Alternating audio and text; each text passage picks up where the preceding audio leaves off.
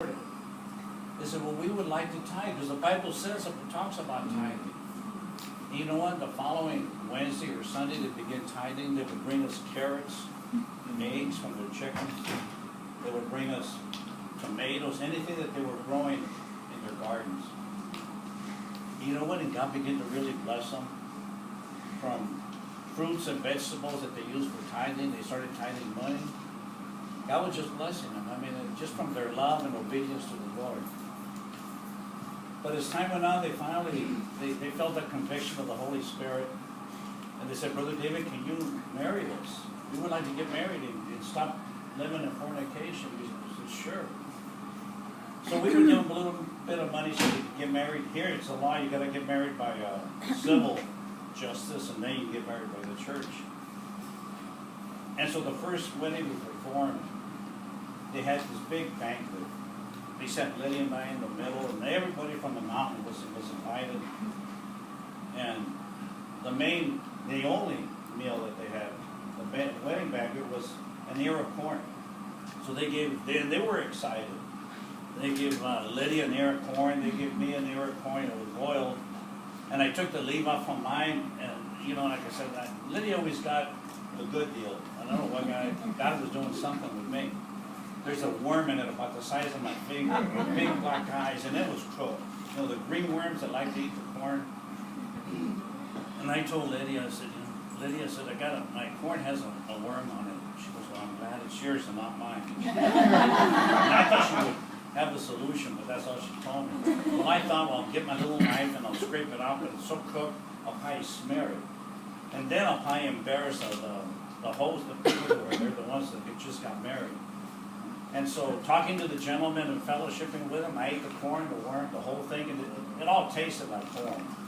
But again, the scripture would always come to me, eat what is set before you. What was really one of the experiences of eating what is set before you, we went to visit this real old couple. They were very old. And the lady, they weren't married. And I asked the gentleman, he was 72. 74 and she was 70, but they looked like they were in their 90s. I mean, they were just weather beaten, and I mean, they had a hard life. And we used to take them a lot of food and take them fresh water, but this was during the rainy season. And that winter, his name was Don Bein. And we brought food to them, coffee and beans and all that. And he says, Brother David, he goes, my woman's not feeling well. She's laying down. Can you just leave everything here? And I'll cook the coffee, and I'll cook the beans and all that. Go get me the water from the well. And I said, Don Bean, I didn't know you had a well. Oh, yeah, I got a well. Well, it wasn't a well. It was just from the erosion from the rain. And they lived in the bottom of the mountain. So he goes, I'll show you. So I got the bucket, and I got a scooper, and I go there. And they live right in the bottom. And everybody in the mountains just goes to the bathroom anywhere. Well, being it was rainy season, I had washed all the toilet paper and poop and everything into what he called the well. So I said, Don Bean, look at all that stuff that's there. There was human waste floating around. It was sewage water. He goes, that's okay, Brother David, just move it with a scooper. And I kept thinking, you know, be where it's set before you. So I moved the toilet paper and everything else, and I got the water. And I took it to his kitchen, and then he was making his coffee and cooking the beans, and I told Lydia, when we pray with a lot of faith. I'll tell you later, she didn't know. Well, we drank it, we prayed. We've always prayed for our food. And you figure if you pray for your food and believe that God is sanctifying it for your body, it shouldn't make you sick. Well, we prayed for it, we thanked Him for it, we ate the beans and drank the coffee, and we never got sick. Nothing that these people gave us ever made us sick. One time we bought something from town, and that's what made Lydia sick, buying something in the store. But you know, we serve a big God, and God just took care of us. I mean, not knowing no one, and nobody knew us. And we did what Jesus told the young rich ruler to do. He told him to sell everything he had and give it to the poor. We sold everything we had. He got quite a bit of money. And we would buy truckloads of corn, truckloads of beans, and we would give it out to the poor. And time went on, and finally this lawyer that was doing our paperwork here in this country to become legal, our 501c and all that stuff, he says, I know where there's 50 acres of land that you might be interested in buying. He says it's in Guaymaca. So he brought us out here. And this is in October of 1989, somewhere around there. And we came out, we met the owner in town, and the owner gave the keys to the front gate to one of his workers, and we came, and we went up to where about the dental clinic is in a vehicle. We rode there. There really wasn't anything here but the duplex that you see there, and then the home. There was only like 3 buildings here. No electricity and no running water. And the homes were, the door was hanging on one hinge, there was no toilets, no sinks. Well, we saw the property and we liked it. It was very green. It was very rainy season. We went back to the gentleman and we told him, you know, thank you for being hospitable, but we probably can't afford to buy it. He goes, no. Look, I'll give you a good deal. I said, well, what's a good deal? He says, I'll let you have the property for $110,000. And I said, no. I said, that's too much money. He says, okay, I'll let you have it for $90,000. He says, I just got to sell it and get away from you. So I thought, well, it is a good deal for $90,000. But by that time, we only had about $20-some thousand left. And he asked for $20,000 down. He said, give me $20,000 down and pay me one payment for the next 5 years every January 3rd at 14% interest. And I thought, well, we'll buy it with my faith. I told him, okay, drop the contract and we'll come back later. So we came back a month later, and he had the contract ready and everything, and I signed my name to it, and Lydia signing her name real slow. And I asked the gentleman, how many acres is it, by the way? He says, nearly 1,000. And Lydia says, what? And I said, hurry up and sign. We thought we were buying 50. And come to find out, it was nearly 1,000. And just 2 years ago, the present mayor was trying to, you know, everybody's corrupt in this country. He was trying to get some of our property. So he said, some of your property belongs to the city of Guaymaca. So he sent an engineer with GPS system to survey the whole property. Well, come to find out, we have 1,178 acres. He couldn't take anything away. We have more than what we even thought. And we never, you know, we asked, Lord, why are you giving us so much property? Well, you know, God doesn't tell us everything. It probably would scare us if He told us everything about what's going to happen. But if we didn't have all this property and all that forest, we couldn't afford to be with 8 stoves every day burning firewood. But at that time, we weren't thinking that. So anyway, we moved here. We fixed the home up. We fixed the duplex up where the children were going to be living. We painted everything. And then the social department came out and they gave us their seal of approval. They said, okay, you're all set. You can start having children. And December 22nd of 1989, they awarded us his first 5 children.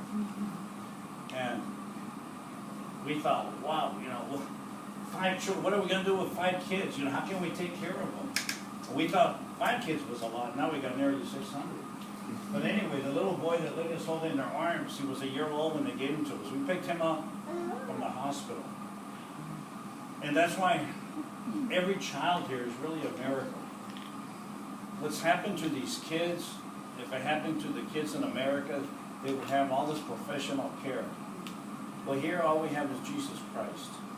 And He has done miracles. That little boy, when he was 6 months old, his stepfather beat him and put 13 body fractures on him. He was in a body cast. They fed him intravenously. You could see his face and the little piece right here where they had the needle in. They awarded him to us, and they said he's very fragile.